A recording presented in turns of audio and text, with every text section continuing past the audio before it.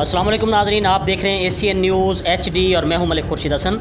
Breaking news आप तक पहुंचा रहे हैं डिस्ट्रिक्ट बिहाड़ी सिटी टिब्बा सुल्तानपुर से। नुमाइंदा एशियन न्यूज़ अब्दुल चिश्ती की रिपोर्ट के मुताबिक चौक मेतला के करीब मुसाफिर बस को हादसा। तफसीलात के मुताबिक मुसाफिर बस अल हमज़ा कोच मुल्तान जाते हुए टिब्बा सुल्तानपुर के नवाही इलाका साहब अली पुल गुलशन मिल के करीब बच्चे को बचाते हुए कल्टी हो गई, जिससे कई मुसाफिर शदीद ज़ख्मी हुए। कोई जानी नुकसान नहीं हुआ, लेकिन मुसाफिर बस अल हमज़ा कोच को शदीद नुकसान पहुंचा।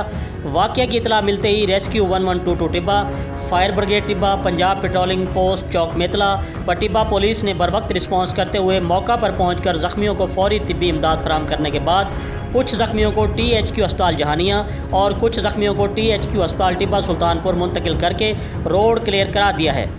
जी, मज़ीद ख़बरों से बाखबर रहने के लिए देखते रहिए एशियन न्यूज़ HD।